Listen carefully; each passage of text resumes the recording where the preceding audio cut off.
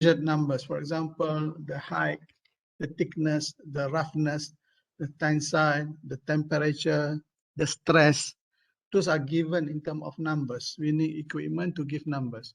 But when we are talking about variable, when we are talking about attribute control chart, attribute in Malay, sometimes we call it sifat, sifat. Carta kawalan sifat. The sifat can be cacat ataupun in good. Okay, attributes can mean the characteristic. It is good characteristic or bad characteristics. The product is rejected. The product is accepted. So this is attribute, the characteristic. So we do not need to have expensive equipment, okay, to monitor such parameters. Okay, we just need to know yes or no, go or no go. Go means it's green lah, maknanya it passed. Okay, the test has passed or the test has failed. So this is attribute, go and no go. Or we just make visual inspection by looking at the products. We know this product is good, this product is bad. So in manufacturing or even in any business activities, okay, for example, people are doing inspection for housing construction. They want to check whether the quality of house is good or not. They can use this attribute control chart. You just go and check, is there a crack or no crack? Or you can decide how serious is the crack. Is it minor crack? Is it serious crack? So the decision is either to say it is pass or not pass. Or you can say this is poor, this is bad, or this is good. Okay, so this is attribute. Okay, so let me share with you the books. I'm going to follow this, your ebooks. Please read ebooks. Actually, your book is quite good and comprehensive, useful for those who want to implement SPC in your workplace. So keep it the ebook. You may need this example. For example, if you become quality engineer in your workplace, or you want to get, for example, more knowledge about Six Sigma, okay, this book is going to be useful, especially related to control charts. Provide detailed theoretical foundation of the methods. Okay, so this is okay. Do you see or not? Okay, let me check. Do you see this? What I'm sharing?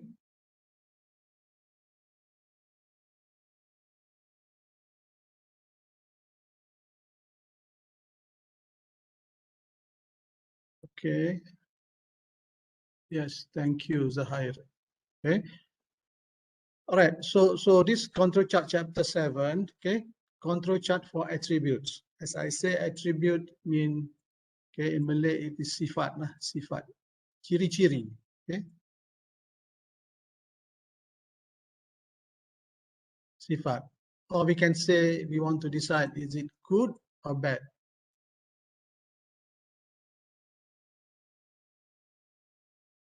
Or we want to say that it is accept or reject. Okay. Or we want to say accept or reject.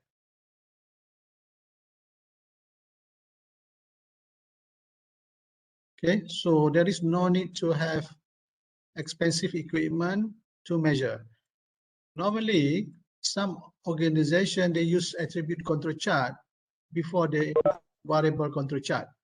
Okay, so this could be a good starting. Okay, you start with attribute because attribute is simple control chart, and then we move on to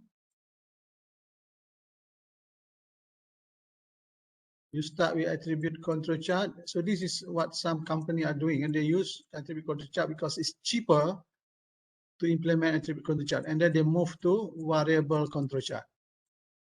Okay, then they go to variable. What are variable control chart? X bar chart, R chart, okay, multivariate control chart, and all those are variable control chart. There are also multivariate attributes. Okay, there are also multivariate attribute, but what we have discussed so far is multivariate variables control chart. Okay, giving numbers. So we have discussed this variable control chart, which is, as I say, more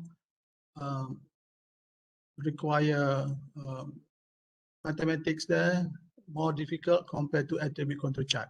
Okay, so you should be able to understand attribute control chart easily after understanding variable control chart.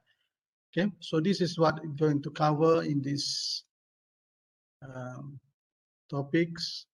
Okay, so control chart, we say that control chart for fraction of non-conforming, fraction non-conforming.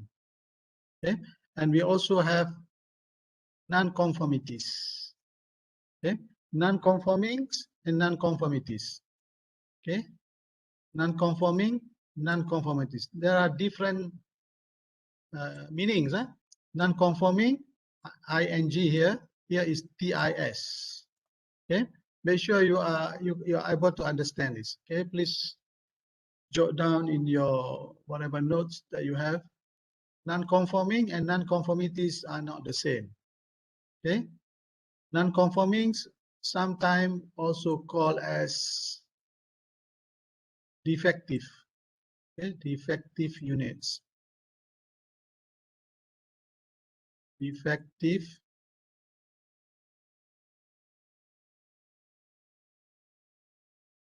defective units. Okay, non-conforming units. Okay, sometimes called also non-conforming units. Okay, when you have defective unit, it's same as non-conforming unit.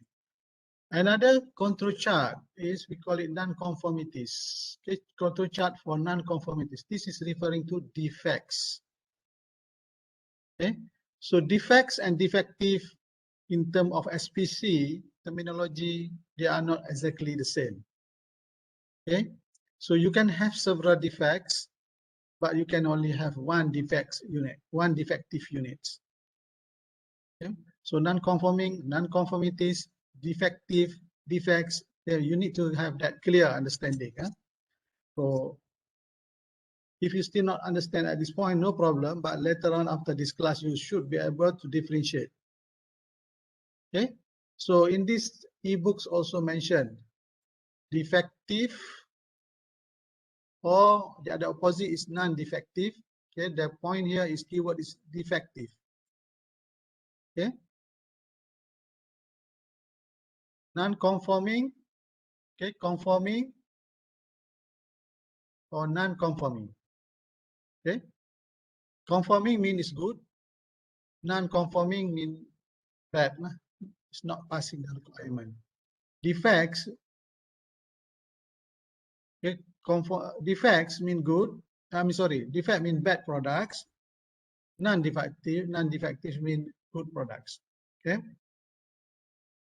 All right. So control chart.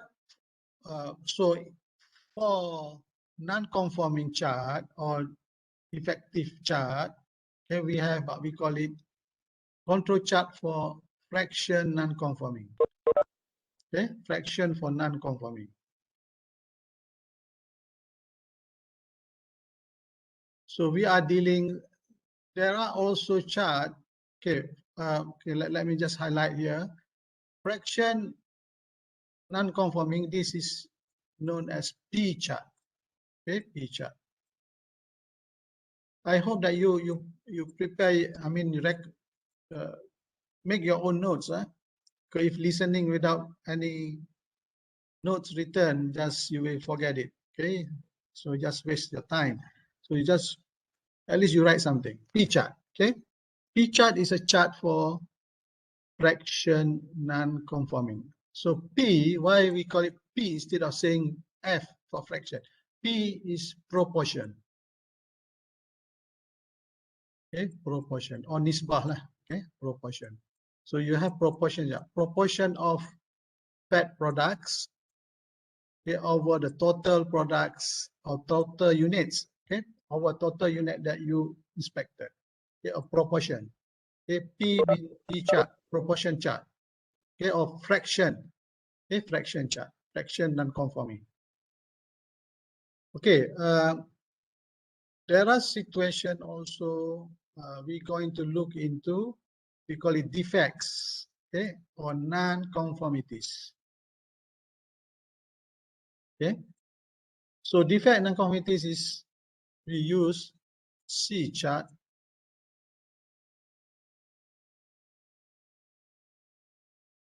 Okay, we use U chart.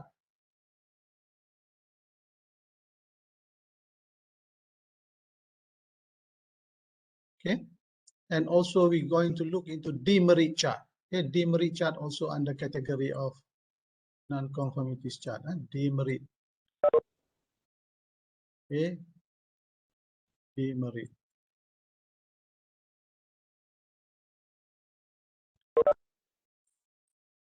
Sometimes in some books they call it D chart.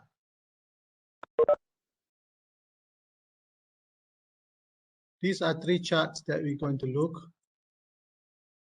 okay, under this category of defects or non-conforming. Okay, under the category of non-conforming, here you have P chart. Another chart is we call it NP chart. NP chart. P chart is proportion and P is just a number of non-conforming. Number of non-conforming.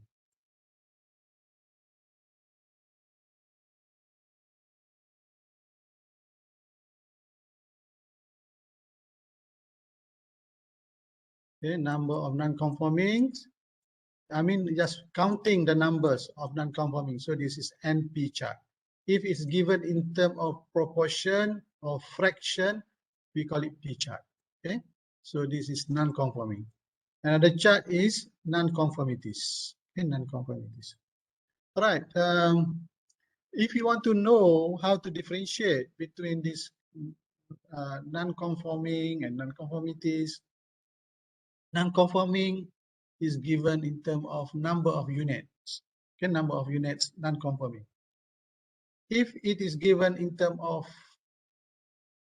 C chart or U chart, okay, it's referring to per unit. Okay, per unit. Example is non-conformities per unit. Okay, or count of non-conformities. It is C. C is referring to count. Okay, U is considering as a ratio of non-conformities. Okay. All right, so this part, I think the objective of this chapter, you should be able to read on your own. Okay, we want to know is P chart, we want to know NP chart, we want to know C chart, we want to know U chart. This is the purpose of this chapter. Right, I think I can go directly to P chart now. Okay, so it is the theory of, the theoretical theory of this P chart, okay, or we call it fraction non-conforming chart. Okay, it is coming from this, okay, the probability of having,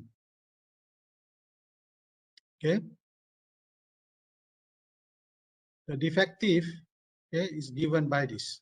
Okay, D is the binomial distribution. Okay, following binomial distribution. Okay, so the non-conforming units is, okay, the event happening of non-conforming is following binomial distribution. Okay, with N and P. Okay, N is how many, the numbers, and P is the fraction or the proportion.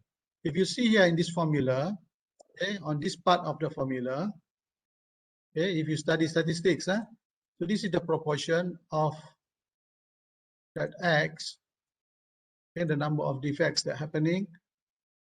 P, after that you have 1 minus P, meaning at the opposite of it, okay, N minus X. Okay, don't worry so much if you not really clear to you for that, because the formula we're going to use later on is very simple. Okay, so just understand that proportion, or we call it estimate of the proportion, Okay, this is the estimate of proportion, which is D equal to P cap. This is estimated values, equal to D. Okay, D is the variable D is defects. How many defective units? Okay, divide by how many numbers of units or the sample size that we inspected. So this P equal to D over D. Okay, and the mean. Okay, the mean of how many defects is just the averages of the P. Okay, so this is the mean. Okay, and this is the variance. Okay, the variance. Okay, the variance is square of standard deviation, P1 minus P divided by N. If, let's say, P is equal to 2 over 10, which is, let's say, you inspected 10 units, 2 are defective. A defective unit, let's say this is the D, is 2. Okay, this is where you inspected N, equal to, the sample size is 10. So your P will be 0.2. Okay, so 1 minus P, just 1 minus P in the bracket is just going to be 0.8. Okay, just simple as that. Okay, so sometimes people call it PQ, Q equal to 1 minus P. Okay, divide by 10, N is 10. So this is the variance. Okay, standard deviation square, meaning the variance of P chart. Right, so that is the foundation of the chart. So when we develop this P chart, okay, as usual, we still have to have the central line, which is, okay, going to be P bar. Okay, central line is P bar. The top line will be, okay, you're going to have P bar plus, okay, as usual, you're going to have 3 standard deviation, okay, with, okay, standard deviation of the P. Okay, same also at the bottom here, P bar minus 3 standard deviation of P. If you look at here, P bar here is given as mu. This is just in the mean, the mean. P bar is the mean. Okay, we are focusing on the mean of the P bar. Okay, is the mean. Okay, don't get confused. Sometimes different symbol is used. Mu mean the mean. Okay, or we can use P bar for the P chart, and we use X bar for X chart, X bar for X bar chart. Okay, and we have here 3 sigma. So here is put as L. Actually, this is just a limit. And normally we are using for control chart, we use 3. And got sigma there. Okay, sigma is, I put it sigma P for P chart. Okay, so as noted here, L is equal to 3. Okay, L is equal to 3. Now, this formula, okay, is for the purpose of P chart. Fraction and conformity chart is known as P chart. Okay, known as P chart. See the central line here, P. Okay, so depend on the book. Sometimes they put it P bar. Okay, they put it P bar because we want to take the average. This is P bar, so I put it here. Okay, different books sometimes use P bar. Okay, which is P average. Okay, here is P bar plus 3. Okay, this is actually the sigma. Okay, this is the sigma P. Okay, if you get this cap here, meaning the estimated values. Okay, so P1 minus P divided by N. Oleh kerana because of this is taking from variance. Okay, you got it square root. Okay, square root. If you see here, this is square. This is the variance. Okay, the variance. So this is the variance. So because we want to have only standard deviation, we just square root of this P1 minus P divided by N. Okay, so that's all the chart for P chart. Okay, let's see example. See here, this again, they show it P bar. Yeah, this is a formula that normally we use, P bar. Okay, the one that I just mentioned, P bar plus 3 square root of P bar minus. So this is the central line. Okay, central line. So we use this formula. Okay, this is the formula that we're going to use most of the time. Okay, this control chart is often called P chart. Okay, we can also have the same situation as X bar chart, where we have the trial control limits and we can have revised control limit. Okay, we can start with trial. Sometimes people call this as phase 1 control charting. Trial control chart, which is require you to find control limit, trial control limit. After knowing the problem of the control chart, okay, I repeat again. Normally, in beginning of any control charting implementation, people produce trial X bar chart, trial S chart. Okay, because normally beginning of process is not stable.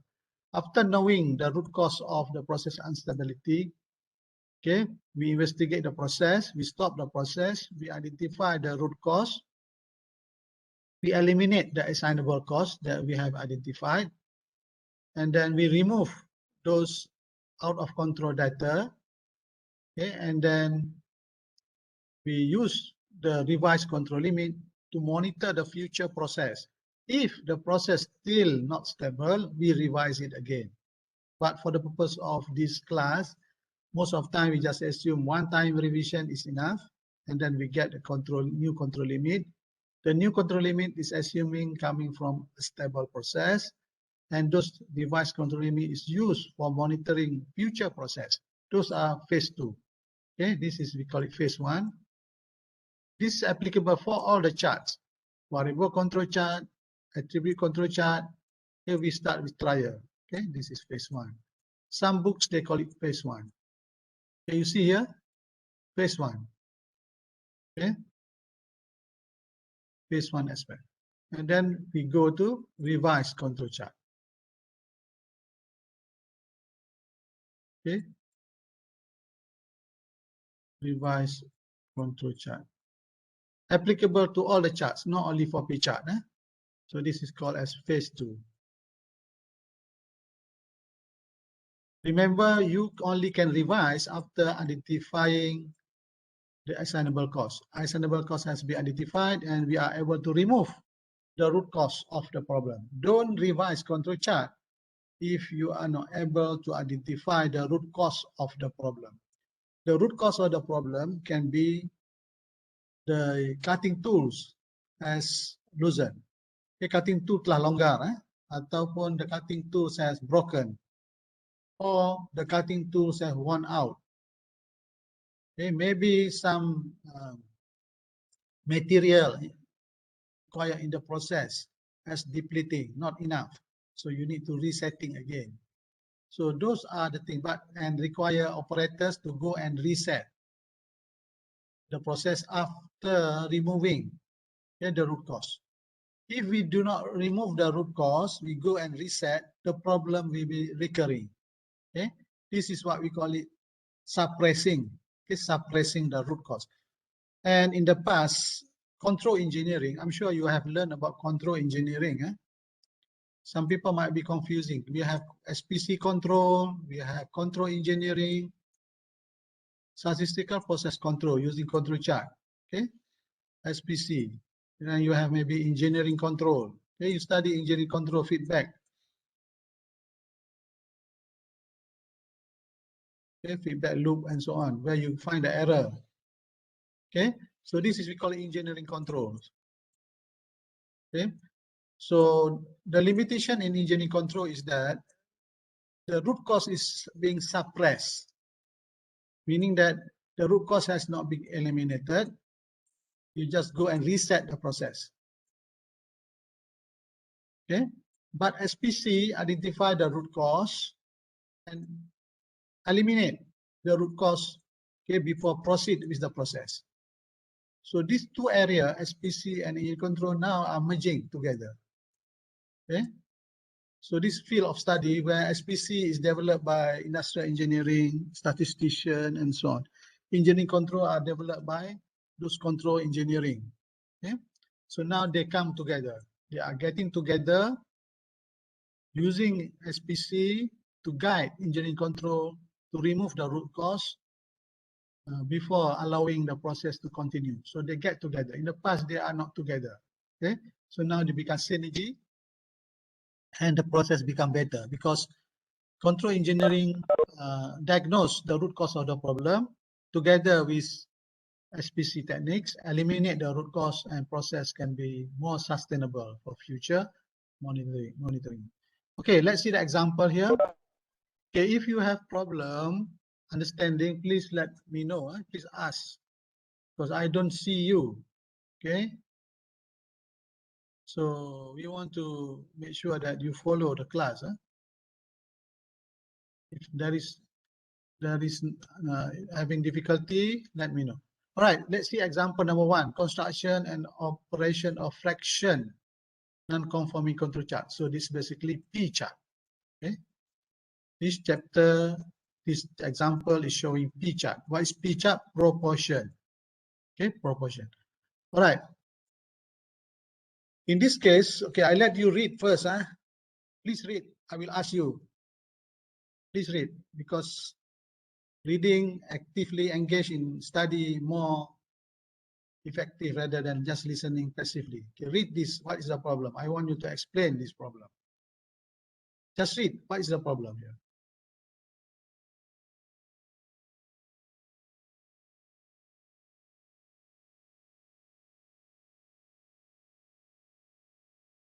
Okay, just read this problem.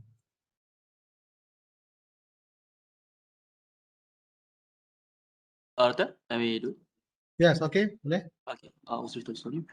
Frozen orange juice concentrate is packed in 6 oz cardboard cans. 6 ounce. Sorry, 6 ounce cardboard cans. These cans are formed on a machine by spinning them from cardboard stock and attaching a metal bottom panel. By inspection of a can, we may determine whether when filled, it could possibly leak either on the side seam or around the bottom joint. Such a non-conforming can has an improper seal on either the side seam or the bottom panel. Set up a control chart to improve the fraction of non-conforming cans produced by this machine. Okay, very good. Okay, the word used here is non-conforming. Okay, here also non-conforming. When you see the non-conforming, it's referring to P chart. Okay, if you say non-conformities, okay, not necessarily or not directly imply it is P chart. Okay, but it's non-conforming. Okay, if it is saying that non-conformities, most likely it will be C chart or U chart. And when it says non-conforming, okay, non-conforming cans, okay, non-conforming units. So it's that clearly show that it is P chart. Okay, sometimes they don't say we got construct control chart. They just say set up control chart to improve fraction of non-conforming. So we know that fraction is P chart. Okay, so you need to understand that the chart is simple, but if you misunderstood that, okay, everything is failed. I mean, wrong lah. Okay, so this is inspection of orange juice. Okay, orange juice concentrated in 6 ounce. Okay, they use it. This is American units. They don't use metric system. Okay, so it's going to be machined by spinning them in a cardboard stock and then attaching metal bottom panel. Okay, so they are doing the inspection. Okay, this is not measurement, they just do inspection. Inspection either to say is it good or is it bad.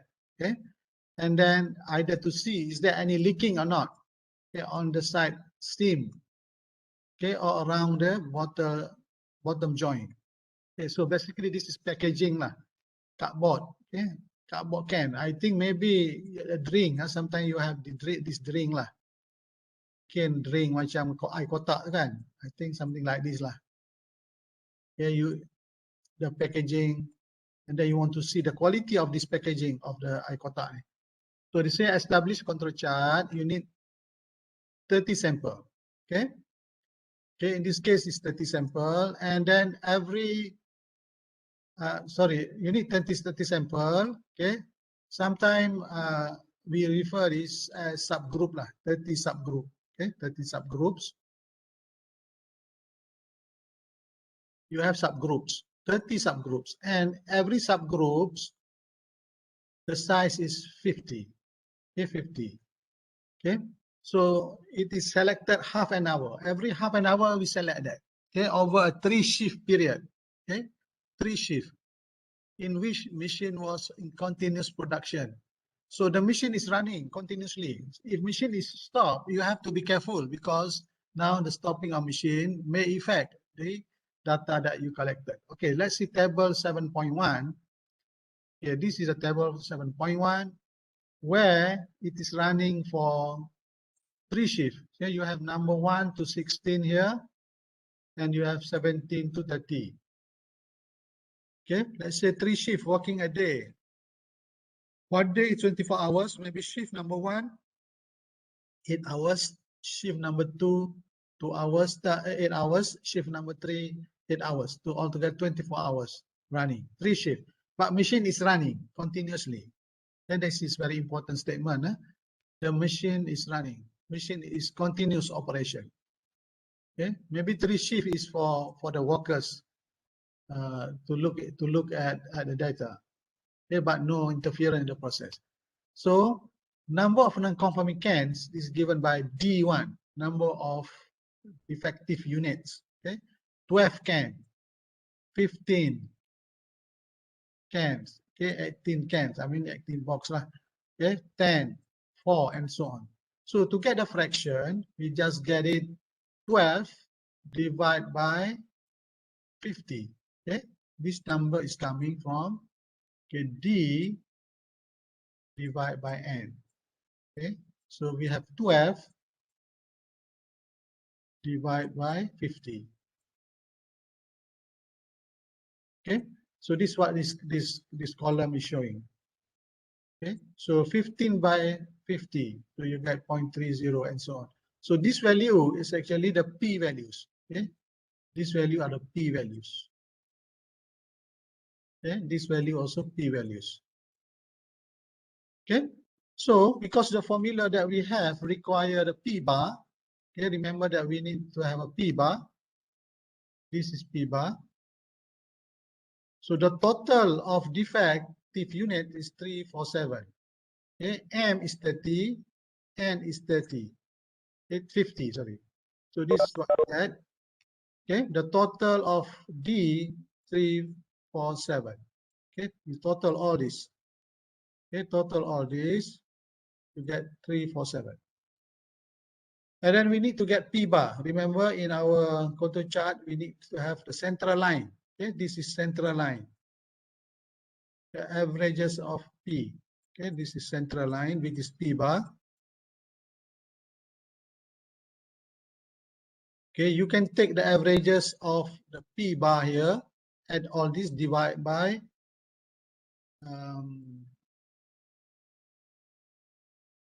okay, divide all this together with all this, divide by 30, or you just use this formula, also can. 30 subgroup multiplied by every subgroup have 50. Okay, total defective unit is 347. You will get 2317. So this also can be done like that, more accurate like this lah. Okay, this way. But if you add all these numbers, okay, if you add all these numbers also can, but that might be some rounding off, rounding up numbers may affect the decimal point. Okay, you add all this, divide by 30 also can. right? So we have the central line. Now you have to get the control limits. Okay, control limit. So just plug in the numbers, the formula.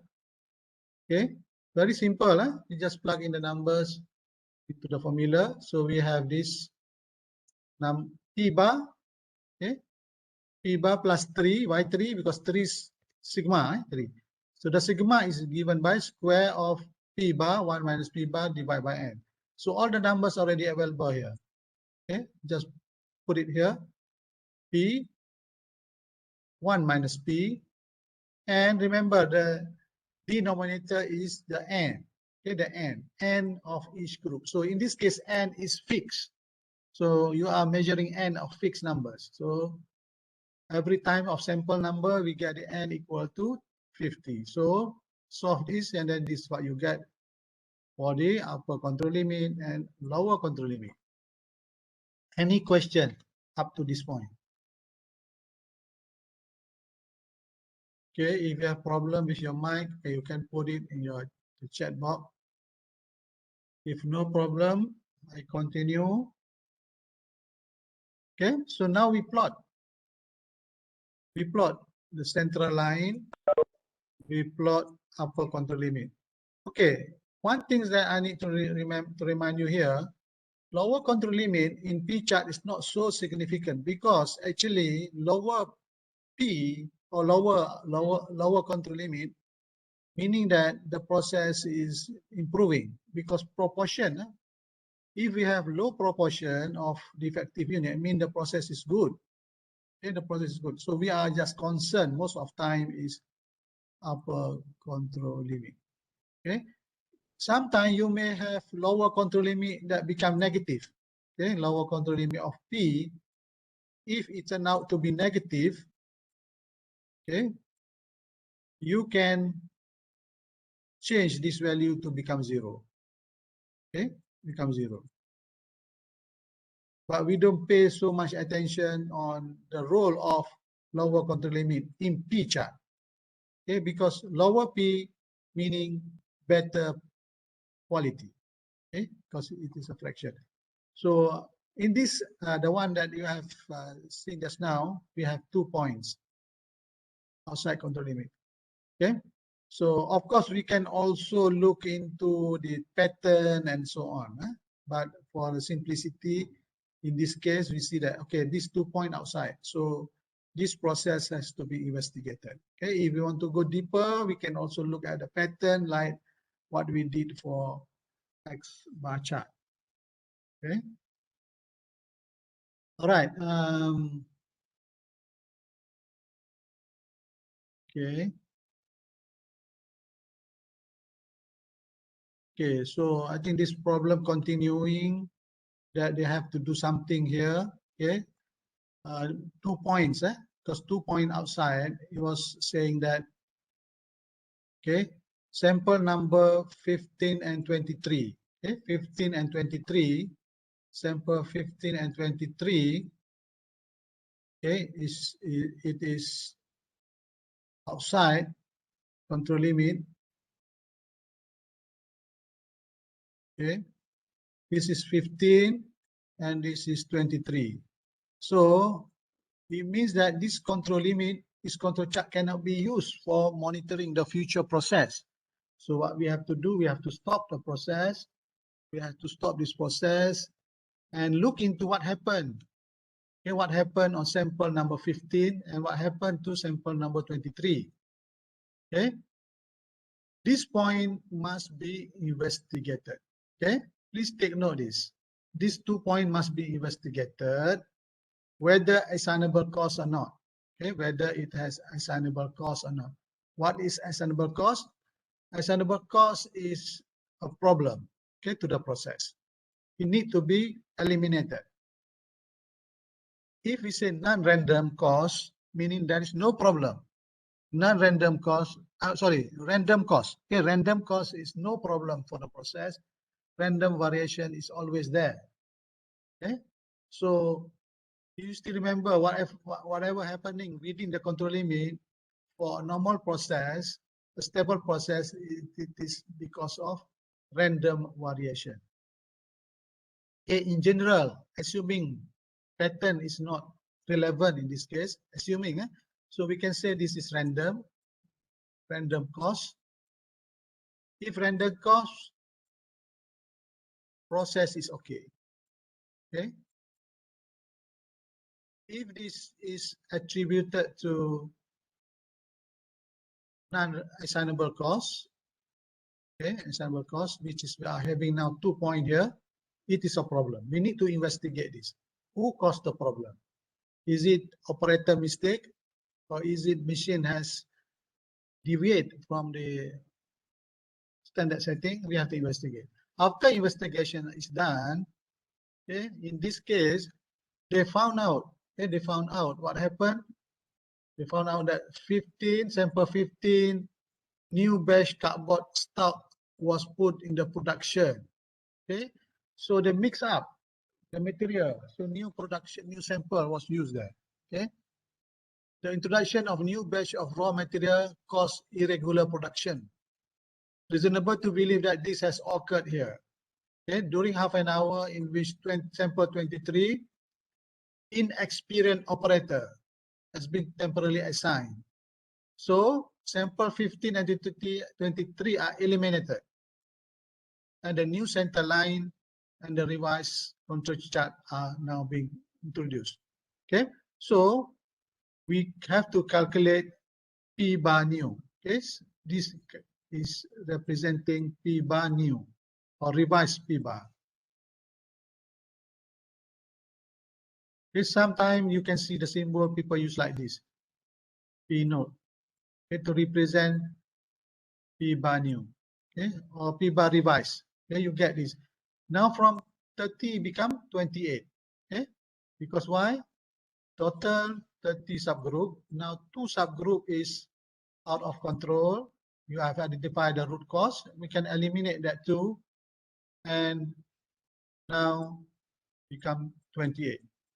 Okay, become just 28. Okay, 28. Multiply by 50 because every subgroup have 50. So now you get a new line, new control limits. Okay, and then this control limit can be used for further monitoring. Okay, this is same as what I've shown just now. Okay. All right. So if we see here,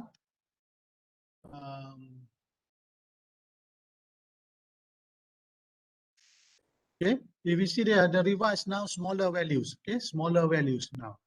You have the revised control limit 0.3893. This is 0.0. So this is one more point outside. Okay, but we don't remove this because the removal was based on the original or the old, I mean the original data. Okay, so this is we try to plot to see what happened. This is a new one, the new revised. So when we put it, actually there is another point, but we don't do anything for that. We take the process from the data from new process and we plot it again on the revised control chart. Okay, this is just to show that actually this point also affected, but we didn't remove it because originally the upper control limit was 4.4102, 410. So it was somewhere here. Okay, very close to the control limits. This one, very close. Okay, very close. All right. I think I give you 10-minute breaks. Okay, before I proceed. Is it okay?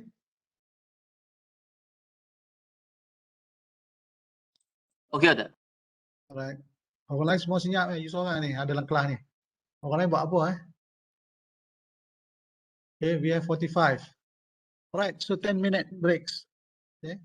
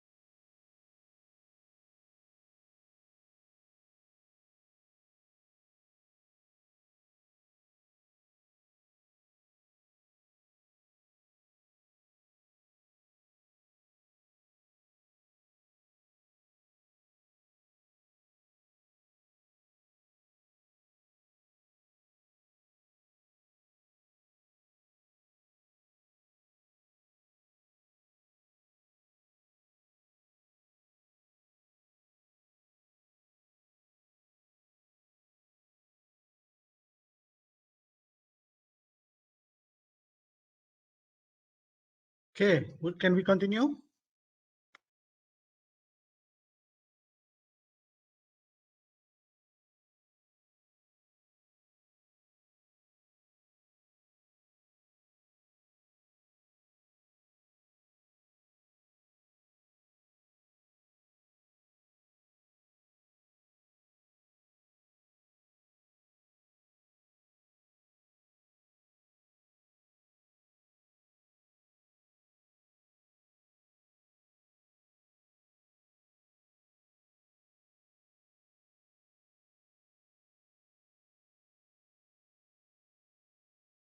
Okay, can at least one person reply, right? Okay, thank you, Nur Ain, Jannah, for your reply. Right. Okay, so we have seen this how that P chart can be used, okay, and also can be revised before we proceed to use the control chart for future monitoring. We revise for future monitoring. Doktor, nak tanya sikit, tak sempat tanya tadi. Untuk yang revise control, sebenarnya Yes. kita still guna 30 ataupun kita guna yang barunya 28? 28. Okay, this is okay, this control limit which is smaller. Normally when we revise we get smaller. This control limit actually based on 28. Okay, 28. So you get a smaller limit lah, basically. If we keep revising, okay, we're going to get smaller and smaller. Okay, because why? The process get improving. Okay, smaller and smaller. Every time you revise, you will eliminate the cause of the problem. Okay, so normally dia akan semakin kecil lah. Okay, so but when you implement this control limit for the new data, okay, use new data, but in this case they use the old data, same data, just to show that how this new line, okay, with respect to the old data. But here is you have to collect new data. Okay, collect new data, but using the revised control limit. Okay, revised control limit kat sini based on old data, but remove data which is outside control limit. Okay, we revise the control limit by eliminating this point.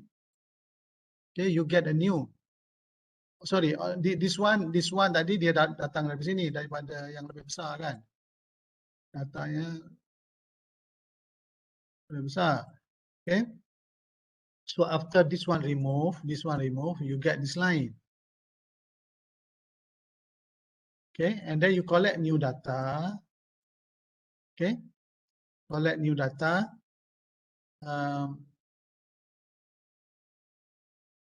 Sorry, this is not good example. This is not a good example. But actually what I'm trying to say is this line, okay, actually this is not a good explanation here. Okay, let me just apa ni? Don't relate to this data. But in general, it is correct. When we revise, we always keep getting smaller control limit, meaning that improve quality. Okay, quality improve, quality of product improve.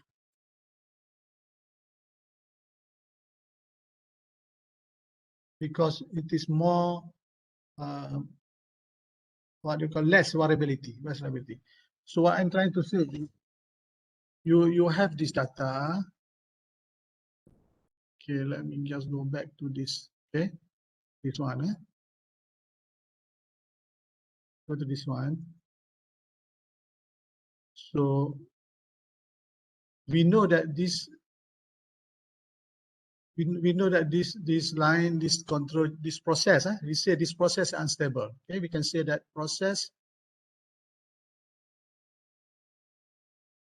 statistically. Okay, normally we say process statistically unstable. Okay, we put statistically because this is based on sampling. Okay, process statistically unstable.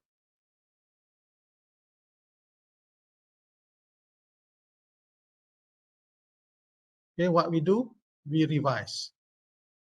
Okay, we revise.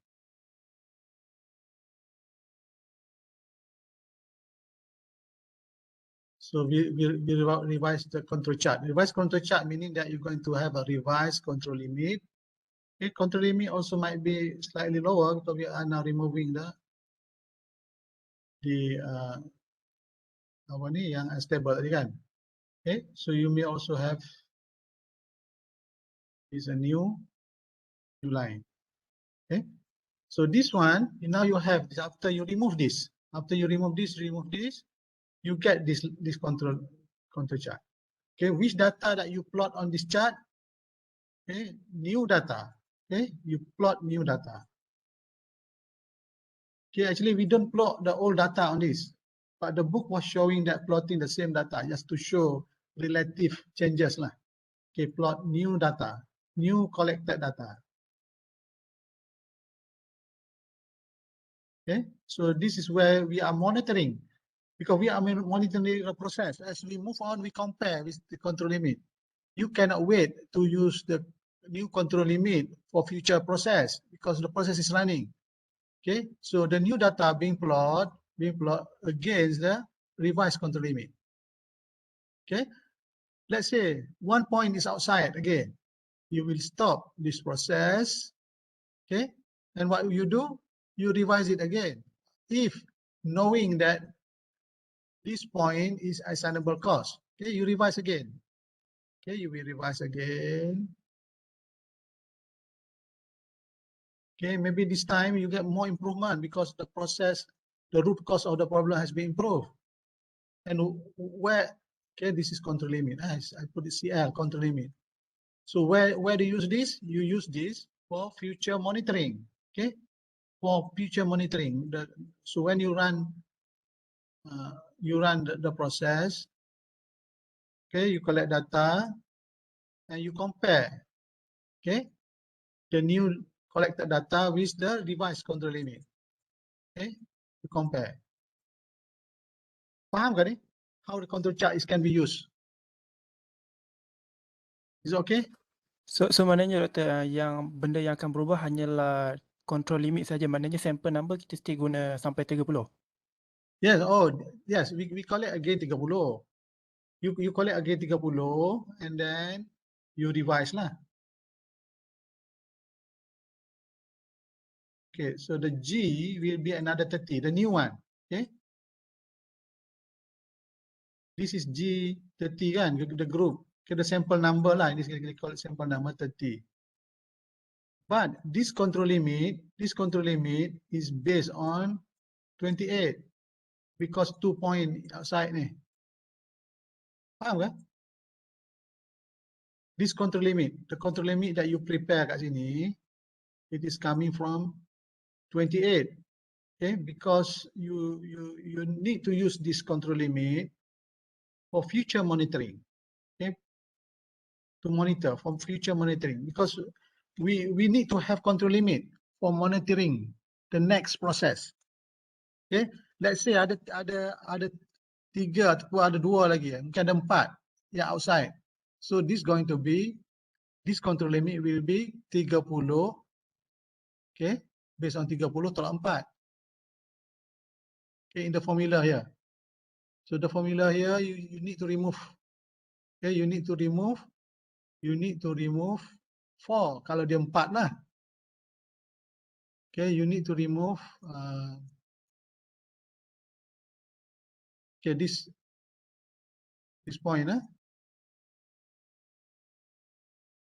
So this point adalah, okay, going to be 30 minus 4 if there is 4 lah.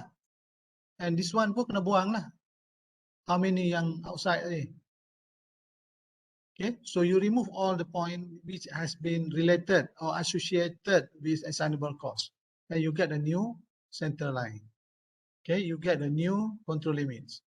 This is applicable for all the charts, not only P chart, not only P chart. So we discard all the assignable points that is related to assignable cost and revise it.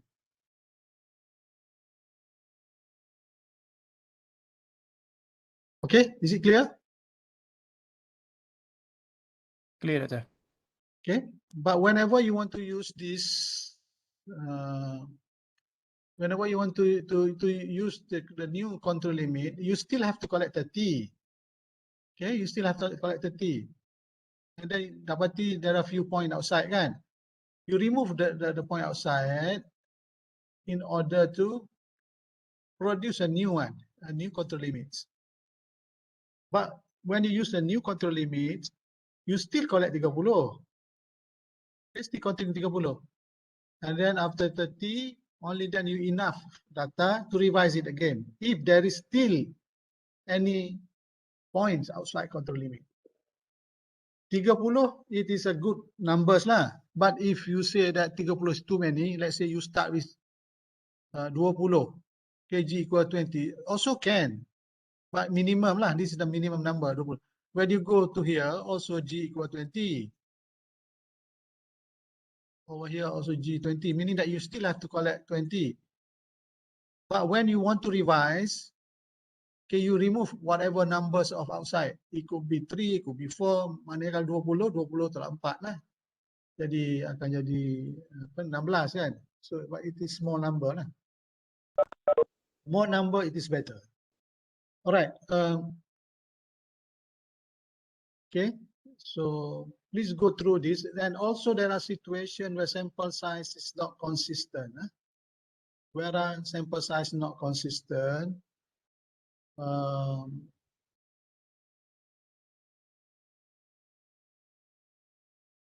Okay, the case of where sample size is not consistent. Okay, let me see whether do we have this case or not here.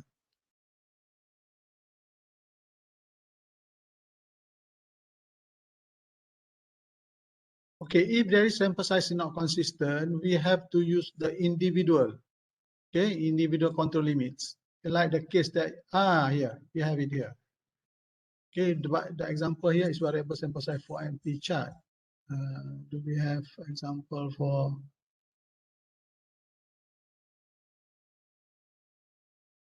this is this is P chart. This is P chart. Yes, this is P chart. Okay. Okay, this example, okay, page 311, everyone. This is non-conforming, fraction non-conforming with variable sample size. Okay, we have P chart. Okay, but in this case, N adalah variables. Before that, N was fixed. Okay. When N is variable, of course, very tedious, but if you have software, the software can handle the calculation. Okay. You see in this example, 7.4, okay, 7.4 ini adalah referring to data, okay, on this table. If you see your sample size, we have sample size of 25, okay. This case sample size of 25, meaning that the subgroup lah, okay, the subgroup 25.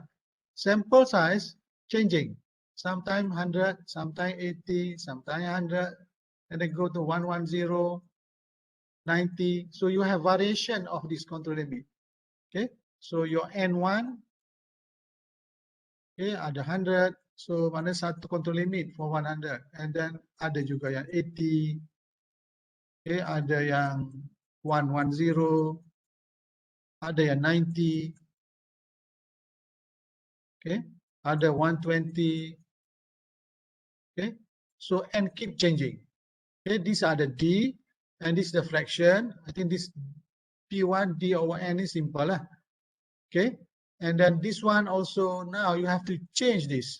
Okay, this formula require every time is different N. Okay, we have to use different n dalam case ni.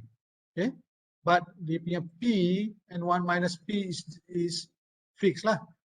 Okay, and then every time there will be a new upper control limit and lower control limit. Okay, so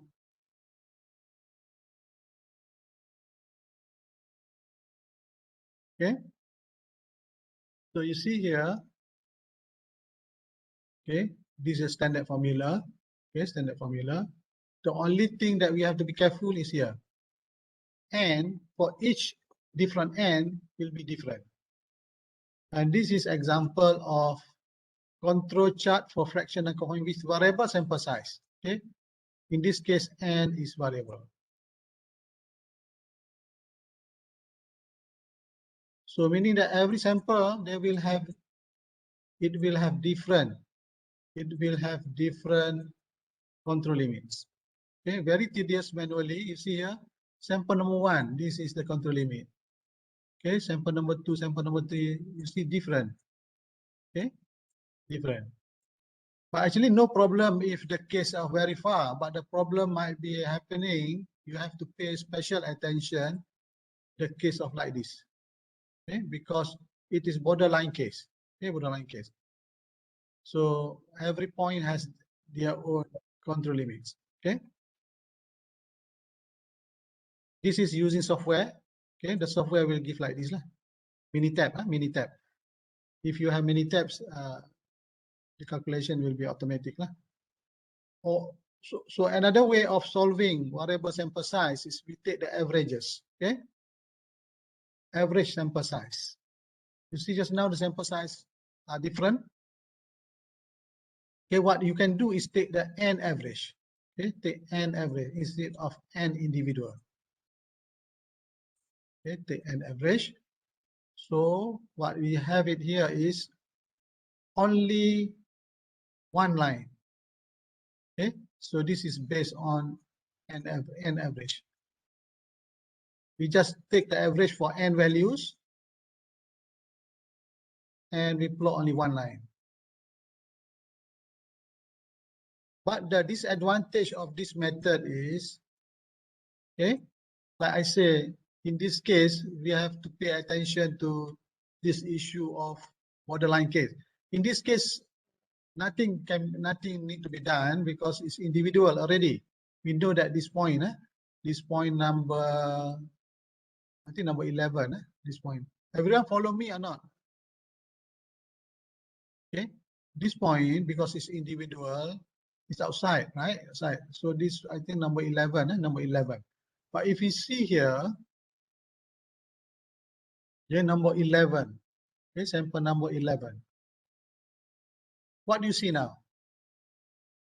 Sample 11, using an average instead of individual n. Can anyone? Below control limit. Below control limit, right? This is based on n average. Okay, n was 98.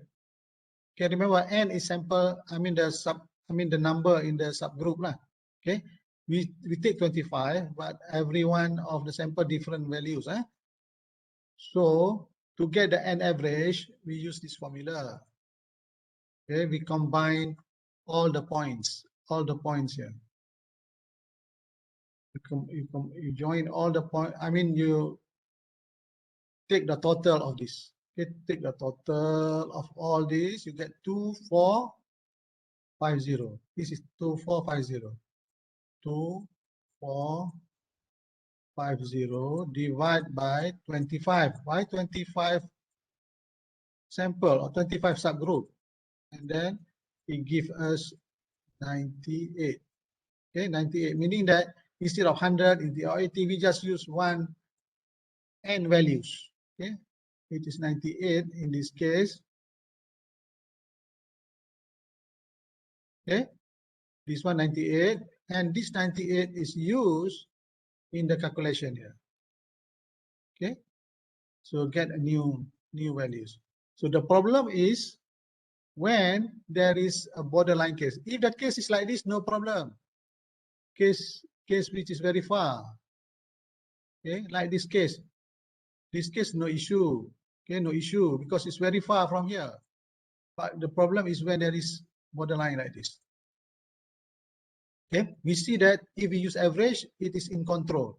But actually, this point 11 is out of control. How do I know out of control? I know it because when I refer to individual, it is out of control here. Okay, so we can use average to save our time, but we need to calculate individually the case of when the case is close to the borderline case. Okay, we can use an average. Okay, we can use an average, but we need to be careful when there is borderline case. Okay, that is precaution. Okay, when compared to the exact control limit, the point indicate out of control. Okay, so what it says that care must be taken in interpretation of point near the approximate control limit. So we have to be careful here. Okay, we have to be careful here. Not just blindly use. We need to be careful when there is borderline case here. So we need to calculate individually. Okay. So that I think that's enough for P bar chart. I mean P chart. For P chart. Okay, I would like to stop there for the contour charting. I would now to move on to discuss about group projects. Is there any question before I move to group projects? Explanation. Anyone has problem understanding what I've discussed?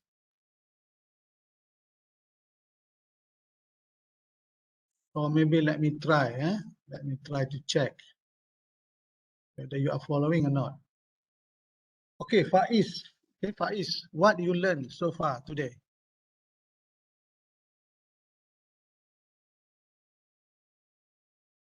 Faiz?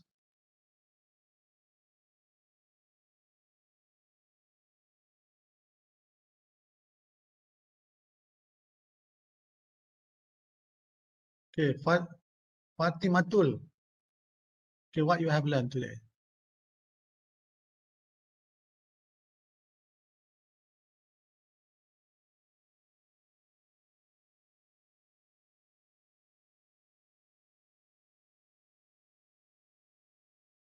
Ada tak orang ni? Okay, Julian, what you learn?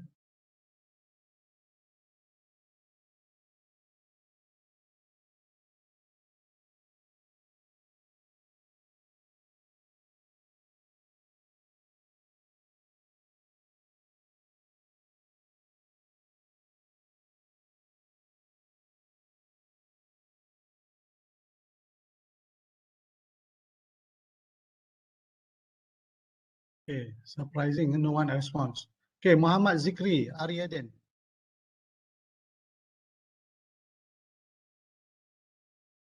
Yes, Doctor. Okay, what you have learned today? About non-conforming P chart. Okay.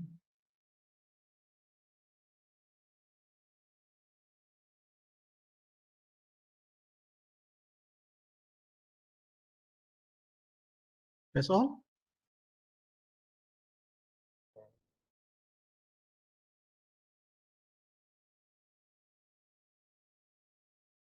Okay, I would like everyone, please write down in the chat box okay, what you have learned today. Just put keywords. Okay, what you have learned today.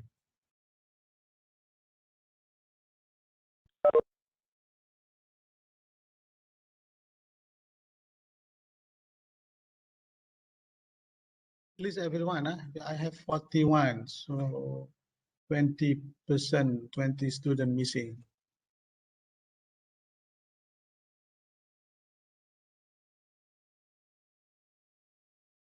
Okay, non-conforming and non-conformity is very real. Okay, correct. Anybody else? P chart, contour chart for attributes. Okay, Muhammad Kamil. Okay, revise control limits, P chart and P chart for fraction and conforming. Okay, good. Okay, just put the keywords. What else? What else you have learned? Please, others. P chart and P chart for fraction and conforming control chart. Okay. Zuhair.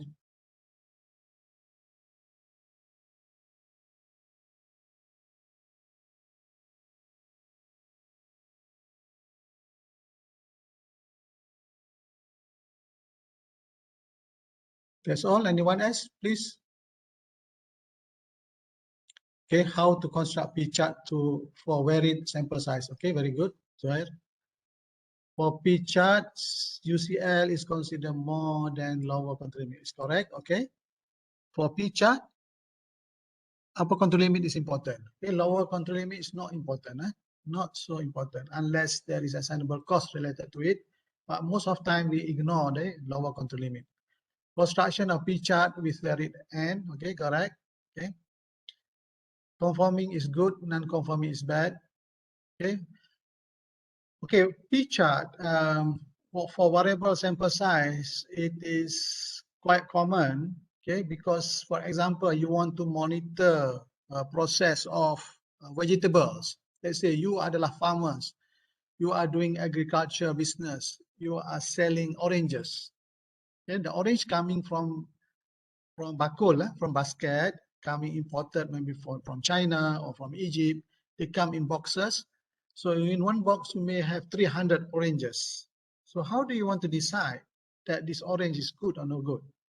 So in one basket, maybe the filling of the oranges into basket was following by maybe 10 kilogram per basket. So they don't count it because too many. They put it roughly 10 kilogram one basket. So now you receive it. You receive it maybe, one trailer of oranges imported from China. So now you want to make decision, okay, about the quality of your orders. So what you do is, you open the box and then you see that some box have 100, some box maybe 115, some box have 90, depend on the size, because the oranges varies in size. Okay, so you cannot force the supplier to put it only 100 oranges in a box. Okay, because it's not possible for some suppliers lah. So what you do is you say, okay, I will use P chart, but with variable control limits. Okay, you can do that. So basket number 1 has 110. Basket number 2 have 120. Basket number 3 have 90. So still possible to use a control chart, but the N that we use is variables. So remember that P chart can be used for constant sample size and also can be used for variable sample size. When there is variable sample size, you can take it individual control limits for each sample, or you can take averages N, average N. Okay, so you have two approach there. But if you take average, be careful the case of borderline cases, because the average may show that the process is stable, but the individual control limit may shows that it is outside control limit. Okay, so for borderline cases, we recommend to individually calculate the control limits. All right, so let me share with you the group projects. Okay, everyone already have the groups. So for the remaining 4 weeks, I would like you to focus on applying what you have learned so far, okay, in this course for a group projects. Okay, let me explain what is a group projects.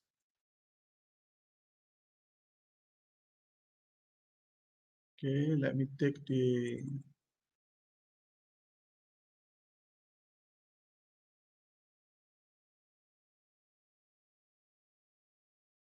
group projects.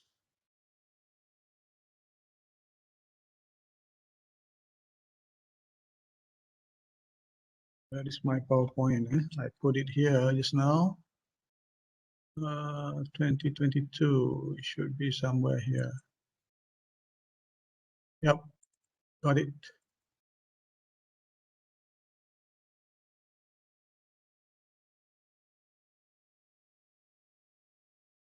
Yes, is it the one?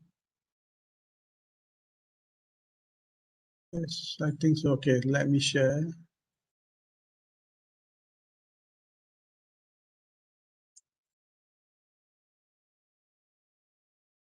Okay, everyone, do you see?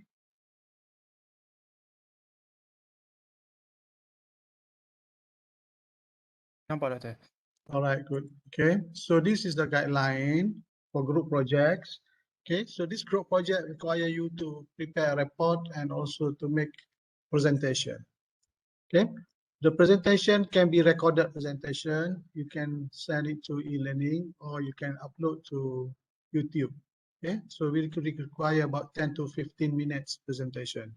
Okay, at the end of semester. If you request to have a live presentation, also can. Okay, I give you choice. You can present it online directly to the class, or you can record and upload to YouTube, or if you want to upload to YouTube, or you want to upload to e-learning, also can. Okay, so I have done this before. It's not new things. Okay, so it's possible for students to do it. Okay, right. So you need to do. Okay, so this outline, of course, you can see in the e-learning, it's already there. So we have course learning outcome. Okay, course learning outcome. Okay, so this is what we assessment method. Okay, T mean test, F mean final. Okay, test and final. So this PR mean projects. Okay, projects. This is projects. Okay, so for this project, we would like you to look into this CLO2, CLO3, and CLO5. What are these? This is using the basic SPC tool. You have learned this basic SPC tools. Okay, and you also learn about contour charts. Okay, contour charts, and also process capability, which is CP, CPK, and also analyze group project in a given topics related to material cover in the class. Okay, so we are looking to this aspect of application, okay, of what you have learned. Okay, so you don't have to do all the tools that you have learned, but selected tools. Okay, selected tools. Okay, that is general. We have this in our course outline, the things that we need to address. Okay.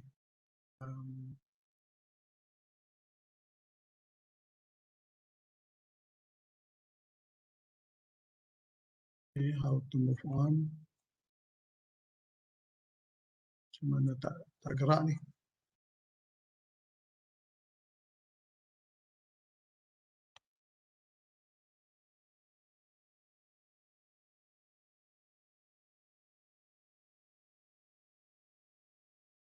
Okay.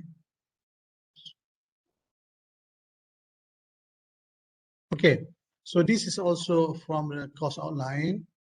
Okay, so you require, especially we are on CLO5. Okay, CLO5 meaning that analyze group projects. Okay, analyze group projects in a given topic. So, and make oral presentation. Okay, this is what we need to satisfy for the course. You will have group projects, okay, and oral presentation. So you require independent learning, non-face-to-face. Okay, it's allocated 15 hours. Okay, to use this. So meaning that outside the class, you have to get together in your group. Okay, you can spend about 10 hours, you can spend about 15 hours. That is rough estimate. So if you have about, let's say you spend for 3 weeks, 3 weeks, if 15 hours, meaning that every week you spend about, okay, if you spend 10 hours, okay, let's say your group is a good group, work very fast. So if you spend it in 3 weeks, every week's about three hours, okay, spending on this project. Okay, 3 to 4 hours. Okay, so if you spend it 4 weeks, so every week, because this project will take about 4 weeks. Okay, about 4 weeks, 3 to 4 weeks. Okay, 4 weeks is the remaining time for the semester. So if you spend 4 weeks, so if your project is require 10 hours to complete, so every week you spend about 2.5 hours. So for the projects. Okay, so remember this is a group, okay, a group project, so you should distribute it well among your friends. So if you spend about 3 hours or 4 hours per week, okay, on the projects, so it should be sufficient. Okay, you don't expect that you do for project and you don't sleep. We don't want that. Okay, so allocation for the projects. Okay, assignment and projects, okay, we allocated 20%. Okay, but for this project, okay, you should use what do you call it, appropriate number of hours. Okay, for projects, okay, I will evaluate only 10%. Okay, the other 10% is coming from assignment. Okay, you know that there are many assignments that I have given. Make sure you do that. Okay, this is, if you do it properly, you can easily get this 10%. Okay, for the group project is only another 10%. Okay, I also will consider marks for assignment and also class participation. If you don't participate in class, I cannot help you. Okay, I cannot help you. So you will lose the part allocated for assignment and for the projects. But for project, it will be group projects. But we want everybody to participate because it will be individual marks. Okay, it will be individual marks even you are doing it as a group. Okay, that's why in the presentation, everybody has to present your part, okay, your contribution to the projects. So the others, 20% here, 20% for a test 2. Okay, test 1 I will announce this week. I will release your marks. Okay, and the final is 40%. So this is in the course outline. If you go and look at the e-learning, also we have this the course information. Okay, so what are the topics or possible topics that for you to do it? Okay, because of pandemics, we don't expect so much on the case study unless you have a case study that is accessible to you. But you can do also literature review, okay, and find a case study that has been used by others, make comparison and give your own comments. Okay, based on what you have learned, you say, I want to compare 2 studies that have been done by others. Okay, you make your own original comparison, but we don't accept totally copy from others. But if you make analysis of previous study, you can do it by comparing project A compared to project B that has been done by others, and you make suggestion how this study can be further improved. But if you take it 100%, just download and come and present, submitted a report to the class, we found that plagiarism, you get 0. Okay, plagiarism cannot be tolerated. Okay, so these are some of the topics. Okay, so we would like you to focus on Six Sigma. Okay, because the Six Sigma is basically combining many topics that you are learning in this course. Okay, you can have a topic, for example, application of Six Sigma for process improvement. Okay, you can give example of case studies that others have done, how they use Six Sigma, how they solve Six Sigma projects or Six Sigma problem using the tools and technique you learn in this class. Lean Six Sigma. Okay, for example, you can make a review on Toyota production system. Okay, combined with Six Sigma, and you give example what companies have used this. A lot of resources available in YouTube, on online internet, in publication, in journal. You can easily search that. Comparison between TQM and Six Sigma also can. Okay, these are example of topic. Lean Six Sigma in Industry 4.0, Six Sigma in Data Analytics, Six Sigma in Supply Chain, Green Six Sigma, Six Sigma Quality 4.0, okay, Six Sigma in Artificial Intelligence, Six Sigma in Product Design, okay? Or you can suggest your own topics, okay? But of course you need to consult with me to make sure it is okay, acceptable topic. Okay, review of previous related Six Sigma project and make comparison at least 2 previous Six Sigma project. Merely presenting other works without having your own input comparison is not acceptable. Okay, you can use Six Sigma to solve a case study problem. So it could be hypothetical or enhanced case study with a new assumption also can, or critical review, okay, with example application. So basically these are possibilities of the group projects. Okay. Any question?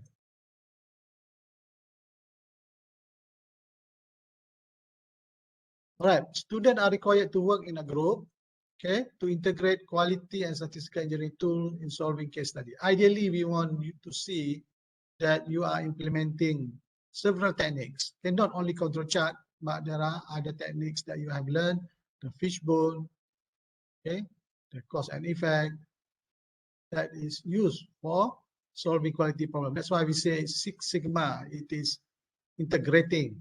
Okay, Six Sigma is basically the umbrella of many quality engineering tools, okay, and quality systems that you are learning. Okay, the marks will be 10% from the total course mark. Okay, interim, I require you to submit an interim report within 1 week. Okay, meaning that on Monday next week, I need to see the topics, okay, the outline, okay, what are your study, okay, what will be your references that you have reviewed. Okay, by next week, you will get 2% for the interim. Okay, and the other marks will be coming from report and presentation. Okay, you need to have at least 4 references must be included. Okay, all right, for the detail of written report, I will share with you later on in what do you call this, in Telegram, and also I will upload to e-learning. Okay, what you should put in the written report and what you should include in your presentation. Okay? So at the end of semester, at the end of the week, that we're going to have about 4 more weeks, you must submit PowerPoint and recorded presentation to e-learning or provide YouTube link. If uploaded to e-learning, if you uploaded to e-learning, so meaning that if you have your YouTube, okay, some students submit to YouTube, they just provide a link. I mean, notes on the address of the YouTube link. Okay, but later submission is 2 February. Okay, 2nd February, which is about 1 month from now. Okay, so this assignment, the value is 10%. Okay, any question? You already know who are your group members. Okay, I already announced that. Anybody missing from the group, please let me know. I have not received any feedback after I what do you call it? I announced the group members last time. So I assume everyone has a member. It's belong to a group. Okay? Doctor. Boleh kami nak Yes. slide nanti. Boleh. Okay, nanti saya sharekan dalam Telegram, and also I will share to your e-learning. Doctor. Yes. Saya tanya, jadi yang report tu dalam PowerPoint ke atau Word yang nanti nak buat? Okay. Macam ni lah. I think because of your, okay, let me see. I have to satisfy this requirement.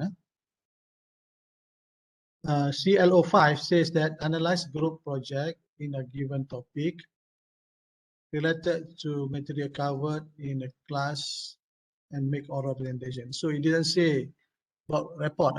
Okay. So I think since this is a special pandemic online class, to simplify your work, I think we can limit your presentation. So I can, whoever want to submit written report also can, okay, but the oral presentation is compulsory. So Okay? So can I we know just that some just of buat you slide might and be, sorry, yeah, sorry, have slides, yes, must submit slide and PowerPoint present and record the 15 present you 10 record to because 15 we have minutes lah. many students. Yes, 10 to 15 minutes for everyone. So everyone must explain. You see here, oral should cover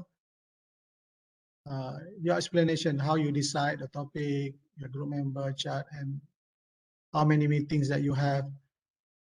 And then every member should explain how did you do your part. Okay, the personal reflection, experience. We do not want you just read textbook material. We want you to explain what your contribution related to the projects. Okay, so the PowerPoint can cover contents of your projects, but your explanation will be more on how did you do it. Okay, so since I give you discount lah, basically written report is optional. Okay, if you want to write a written report also can, so that I can see your contribution lah. But if you think that it's too much, okay, because this is online and then you have some problem with, you know, I know that they are so stressful on online class, for some of you. So we can compulsory is PowerPoint, okay, and record the presentation. So your PowerPoint must have detail about your projects, what you do, but your presentation, I don't want you just read whatever you have on the PowerPoint. You must explain your contribution. Okay, so this is to replace this written report lah. So your PowerPoint should have the content of the projects. Okay, when you present how you do it, not reading, not reading the details of the contents. Faham ke? If you don't understand that, you can submit both written report and the presentation. Faham. Okay, faham? So I give you a choice. You can submit report, okay, which is some classes are required that. Okay, you can submit report and you make a presentation. Okay, which is you recorded your presentation and some PowerPoint submitted. You say, okay, we have your group is so busy, you have so many other assignments to do it. You just prepare PowerPoint, okay, make a presentation, and your PowerPoint must be more details lah. Okay, what problem you have addressed, okay, what are the tools that you have used, what are your comments. So when you present, 10 minutes is not enough to explain all those in the PowerPoint. You will be presenting, explaining what is your part, okay, which part that you do, what approach that you have used, what references that you have used to do that, what is your comment. So I'm looking more on the process of you preparing that project. Okay, rather than you go explaining control chart is what is control chart, what is P chart, what is the IR4, what is ISO 9000. We don't want the textbook material being presented. We want to see your reflection. Okay, what are the problems that you face? What challenges that I put it here. Every member should explain how did you do part in the project, personal reflection, learning experience. Okay, what you have learned, what you dislike, what you like. Okay, your suggestion. Okay, your suggestion of your suggestion. So the presentation is this. Okay? The material in your PowerPoint can include the material of your projects. Okay, the explanation is we don't want you to read the PowerPoint, which is we're not sure whether you understand or not. But this explanation is evidence that you really do it, your projects. Any question?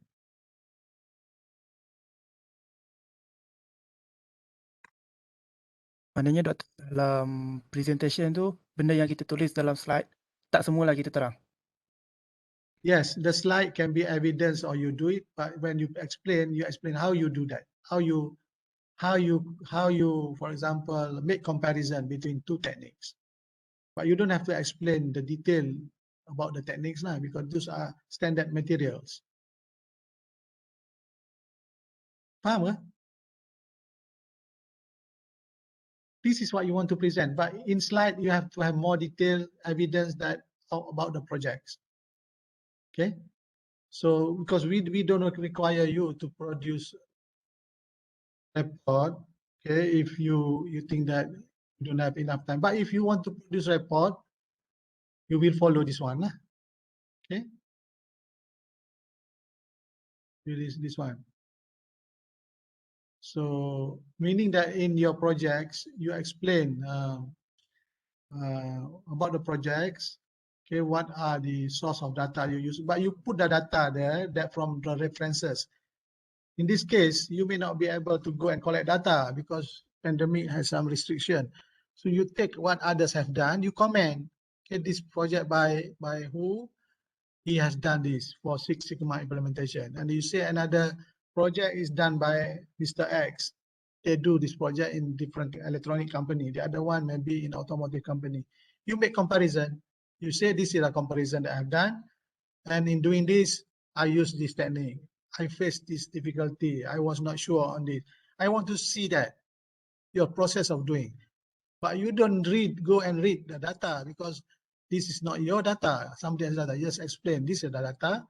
They use this technique. Faham ke? So this written report is optional. Siapa yang nak buat report, nak present pun boleh. But it is optional. Okay, as I say, if you choose not to submit report, your PowerPoint should be more detailed lah, sebab you don't have report. Itu what I'm saying. But since you have only 10 minutes to explain, the selection of what to explain is following this. Okay, but in the PowerPoint and more detail, you're not able to explain everything within that 10 to 15 minutes. Okay, so when I want to see evidence of your project, I go back and see your PowerPoint lah. Okay, any more questions? I think we have now 1 o'clock already. No, Dr. Okay, if there's no, thank you very much. Assalamualaikum warahmatullahi wabarakatuh. Thank you, Doctor. Okay, sama. Thank you, Doctor. Right.